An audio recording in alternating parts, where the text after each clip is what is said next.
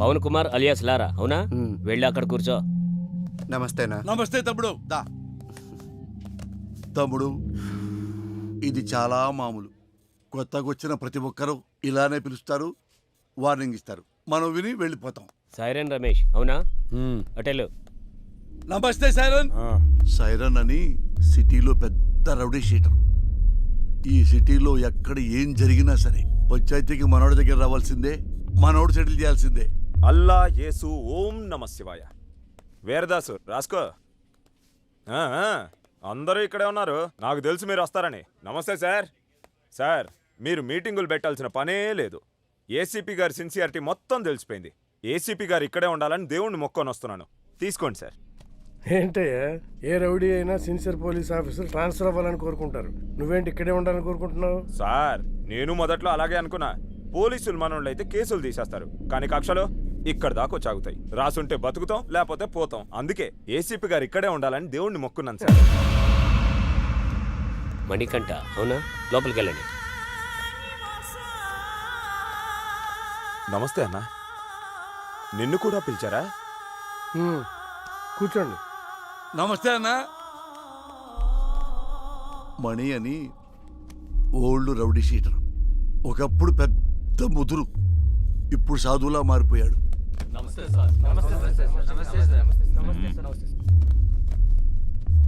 అందరూ వచ్చారా? సార్, రాజు అని అతను రాలేదు సార్. రాజు వాళ్ళ ఎంపీతో మాట్లాడిస్తాడంట. ఎంపీనా? ఎంపీ ఎవడు? గంటలో ఇక్కడ ఉండాలి సార్. వెళ్ళండి.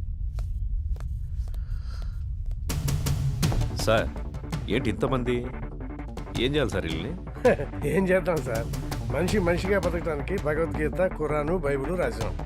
అవేవి చాలటం లేదని వాటికి మతం రంగు పోస్తున్నారని చట్టం కూడా రాశాం. అది కూడా చాలటం లేదంటే ఇంకేదో కావాలి వీళ్ళకి.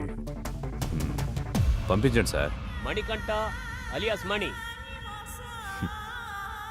దాదాపు 10 సంవత్సరాలు, 9 మర్డర్ కేసులు, 6 అటెంప్ట్ మర్డర్ కేసులు, 15 సెటిల్మెంట్ కేసులు, అన్నీ వదిలేసి ప్రశాంత జీవితం. ఎలా అనిపిస్తుంది ఇప్పుడు? ఇప్పటిదాకా ఎలా బ్రతకగలిగానా అనిపిస్తుంది సార్. అప్పుడేదో ఆవేశంలో ఏదో సాధిద్దామని కత్తి పట్టుకొని తిరిగాను. వెనక్కి తిరిగి చూసుకుంటే ఒంటిపై ఘాట్లు తప్ప, సమాజంలో పగ తప్ప ఏం మిగల్లేదు. మరి సడన్గా ఇంత మార్పు ఏంటి? 3 సంవత్సరాల క్రితం 10వ తరగతి చదివే నా కూతుర్ని ఎగ్జామ్స్ రాయించడానికి తీసుకెళ్తుంటే అటాక్ చేశాను.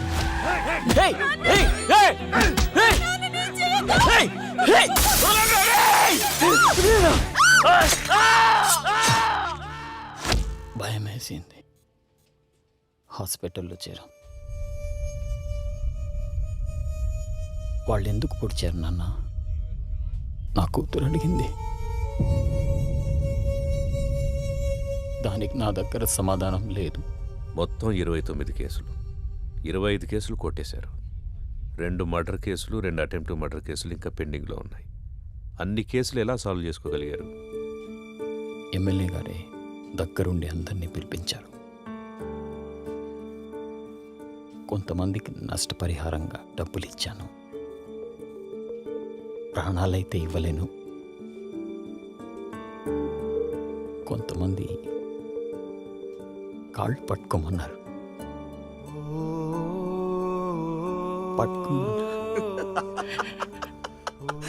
మణిగాడు నా కాళ్ళు పట్టుకున్నాడు. రే, మణిగాడు నా కాళ్ళు పట్టుకున్నాడు. మణిగాడు నా కాళ్ళు పట్టుకున్నాడు. బతుకు పోరా నా కొడక్క. ఇంకొంతమంది నేను నా ప్రాణాలు కావాలన్నా వదిలేస్తామా? వాడు కాళ్ళు పట్టుకుంటే వదిలేస్తామా? వద్దు, వాడి ఊపిరి కావాలి, కావాలి. నా ప్రాణాల కోసం వాళ్ళ క్షమభిక్ష కోసం నేను ఎదురు చూస్తున్నాను సార్. జనాల్ని ఇంత భయపెట్టారు కదా, జనం ఎలా నమ్ముతారు ఇప్పుడు మిమ్మల్ని? ఒక మనిషే నమ్మలేని ఈ రోజుల్లో మాలాంటి రౌడీల్ని ఎవరు నమ్ముతారు? ఎందుకు నమ్ముతారు? ఎనీహో, మీ ప్రయత్నం బాగుంది, కానీ మీ పేరు మాత్రం నా దగ్గర వినిపించకుండా చూసుకోండి. వెళ్ళండి. మంచిది.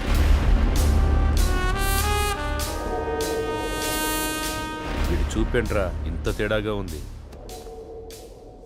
చూడు ట్రాక్ రికార్డ్ ఎట్టు విందో.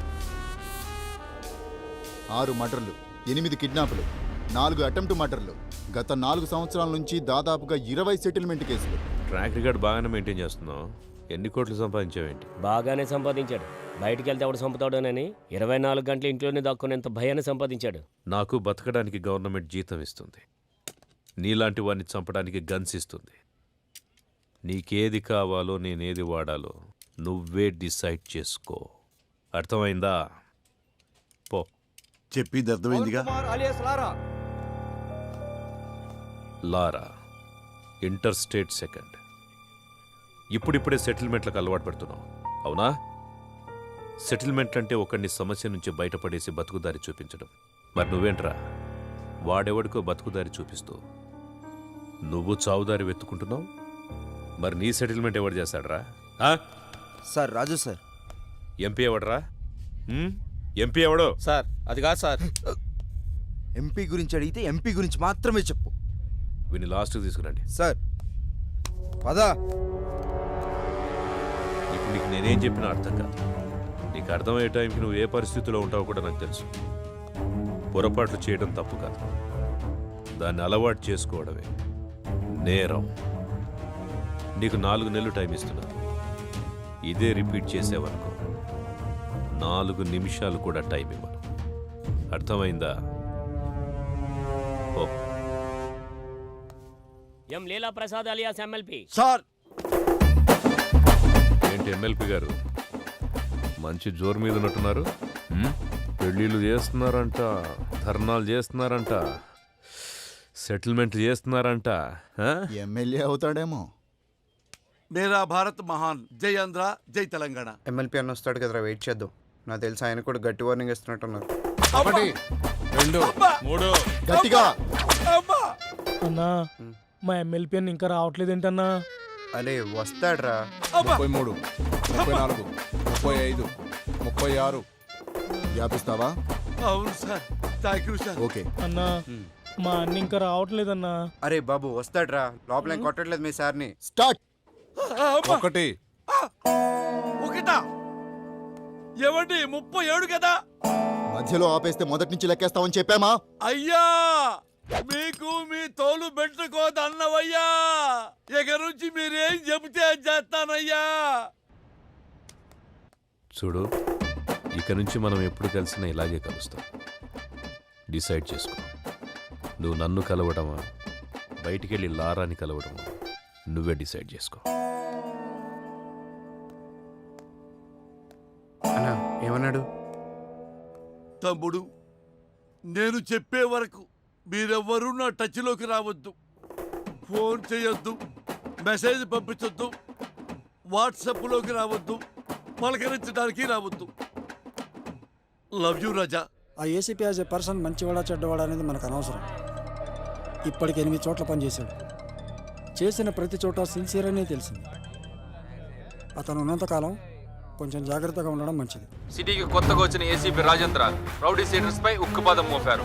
రాత్రి 10 గంటలు దాటితే రోడ్లపై ఎవరూ కనబడకూడదని హుకుం జారీ చేశారు. ఏసీపీ విషయంలో రాజకీయ నాయకులు సైతం జాగ్రత్తగా నడుచుకుంటారు. మనం ఏది నమ్ముతామో అదే మన జీవితం. కానీ ఆ నమ్మే సందర్భాన్ని కరెక్ట్గా ఎంచుకోవాలి. లేదంటే ఆలస్యం అమృతం విషమైనట్టుగా ఒక్కొక్కసారి మంచి కూడా చెడుగా కనిపిస్తుంది. సిటీలో రౌడీ షీటర్స్ అందరూ ఏసీపీ సిన్సియారిటీని నమ్మి వెనక్కు తగ్గారు. ఒక్క లారా తప్ప. కాల్ చేయి.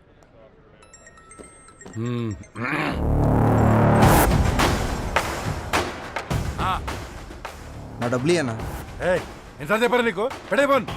ఇవ్వనంటున్నాడు. మళ్ళీ చేయి. సరే. కట్ చేశాడు.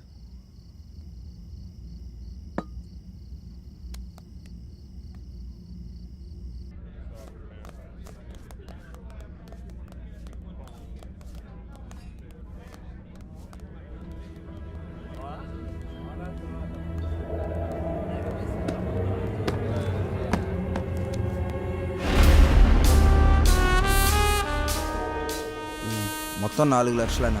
నా డబ్బులు ఇవ్వు.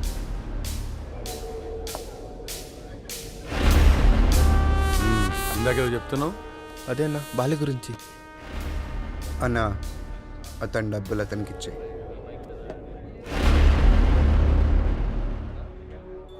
నీతో ఏమన్నాడు? అన్నా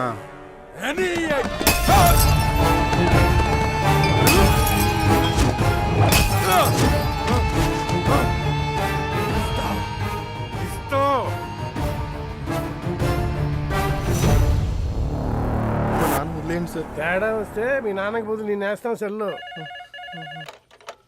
హలో గొడవనా? నీకు చెబితే అర్థం కావట్లేదా? ఆ సరే నన్ను ఎందుకు కొట్టావు? ఆ ఏసీపీకి తెలిస్తే నిన్ను వదులుతాడు అనుకుంటున్నావు? అరెస్ట్ చేస్తే చేసుకొని మనం చూసుకుందాం. ఏంటి నువ్వు నేను చూసుకునేది? నేను స్టేషన్లో కూర్చోబెట్టి మర్యాదలు చేయడానికి ఆ ఎస్ఐ లాంటి అవినీతి పరుడు కాదు. ఒక్కసారి నిన్ను స్టేషన్కి తీసుకెళ్లి కూర్చోబెట్టాడంటే 1/2 గంటలో సైరన్ గాని కొట్టిన విషయం నీతో చెప్పిస్తాడు. సరే ఇప్పుడు ఏం చేద్దాం అంటావు? అది చేసే ముందు అడగాలి. 4 రోజులు అక్కడ కనబడి దాక్కోండి. అంతకు మించి ఇప్పుడు ఏం చేయలేం. నేను ఫోన్ చేసేంత వరకు బయటికి రాకండి. జరుగు.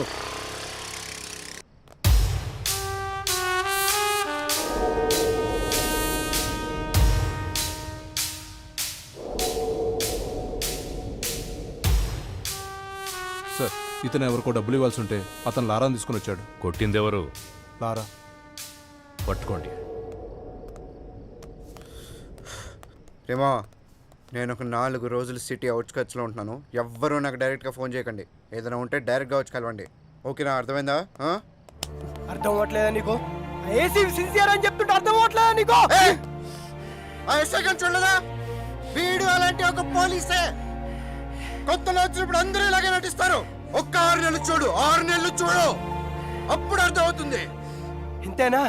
జీవితాంతం ఇలాగే ఉంటావా? తప్పించుకుంటూ తిరుగుతావా? నేను వెళ్తాను.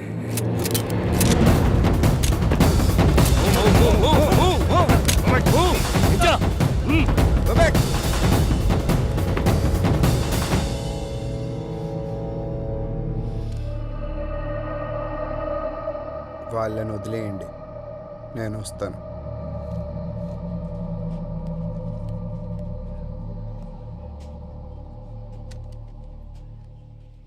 సార్ మీరున్నంత వరకు లారా మీద ఎవ్వరూ కేసు పెట్టరు సార్. ఎందుకంటే మధ్యలో ఎమ్మెల్యే వీరభద్రం ఉన్నాడు.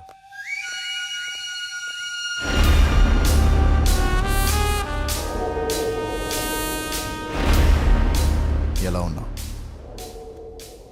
పోలీసులు ఉన్నప్పుడు రాకూడదు కదా, అందుకే కొంచెం లేట్ అయింది. ఎమ్మెల్యే సగం ఆస్తులు సైరన్ పేరు మీద ఉన్నాయి. సైరన్ ఆయనకు బినామీ సార్. ఇప్పుడు నీతో కేసు పెట్టిస్తే ఆ లారాగాడు నువ్వు డబ్బులు ఇవ్వాల్సిన చేత కేసు పెట్టిస్తాడు. మీరు కేసుని కేసులా చూస్తారు, సైరన్ అరెస్ట్ చేస్తారు. అదే జరిగితే నిన్ను పాలిటిక్స్లోకి తీసుకురావడం కష్టం అవుతుంది. ఆ ఏసీపీ గాడు ట్రాన్స్ఫర్ అయిన గంటలో ఆ లారాగాడి సంగతి తేలుతాం. వస్తాను సార్. టేక్ కేర్, నేను చూసుకుంటాను. అన్నా మనం సైలెంట్గా ఉంటే వాడికి చేతకాని వాళ్ళ కనబడుతున్నాం. వాడిని వదిలేస్తే ఇలానే ఎగిరెగిరి పడుతూ ఉంటాడు. వాడికి గట్టిగా అటాక్ ఇస్తేనే మన జోలికి రాకుండా ఉంటాడన్నా. బాలరాజు, తెలివైన వాడిని నమ్మకంతో కొట్టాలి, తెగించిన వాడిని అదును చూసి కొట్టాలి. మనకి ఒక అవకాశం వస్తుంది. సార్ వీడిని డీల్ చేయడం ఇలా కాదు సార్, పంపించేయండి.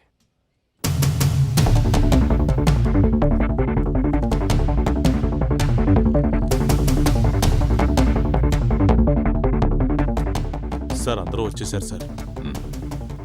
రేయ్, మీ అందరినీ నేను ఇక్కడికి ఎందుకు పిలిపించాను ఈ పాటికే మీకు అర్థమై ఉంటుంది. అడవిలో ఉన్న జంతువు ఊరి మీద పడితే ఏం చేస్తారా? తీసుకెళ్లి బోన్లు పెడతాం సార్. మరి మీరంతా ఎందుకురా లారాతో తిరుగుతున్నారు? వాడు జంతువులా మారి జనాల్ని భయపెడుతుంటే వాడికి దూరంగా ఉండాల్సింది పోయి మీరు వాడితో ఫ్రెండ్షిప్ చేస్తున్నారా? కూర్చోబెట్టి బీర్లు దాపుతున్నారా బార్లో? మేము లారాతోనే ఉంటాం, లారా కోసం చస్తాం అని మీలో ఎవడైనా ఉంటే రండ్రా ముందుకి. ఇంకోసారి మీరు వాడితో తిరిగినట్టు కనిపించినా, మీరు వాడితో కనపడినా, ఆఖరికి వాడి ఫోన్ కాల్ రిసీవ్ చేసుకున్నా మీ అందరి మీద రౌడీ షీట్ ఓపెన్ అవుతుంది. వాడిని మళ్ళీ మీ బార్లో చూసినా, మీ బార్లో కూర్చోబెట్టినా మీ బార్ సీజ్ అయిపోతుంది. మీకు ఇదే లాస్ట్ వార్నింగ్. నాతో పాటు మీరు కూడా జనానికి న్యాయం చేసిన వాళ్ళు అవుతారు. బాబు నమస్తే. మీ పనిలో మీరు ఉండండి, ఎవరన్నా అడిగితే ఈ వెనక లారా ఉన్నాడని చెప్పండి. అలాగే సార్, థ్యాంక్ యూ. బాబు, మనం ఇక్కడ ఉండేవాళ్ళం. ఆ ఏసీపీ వాళ్ళు ఉంటాడు, రేపు పోతాడు. మొన్న మా అన్నను పిలిచి వార్నింగ్ ఇచ్చాడంట. ఈ బారు నీ అడ్డాగా మార్చుకున్నావంట. దయచేసి ఆయన ఉన్నంతకాలం ఏమీ అనుకోవద్దు, ఈ బార్కి రావద్దు.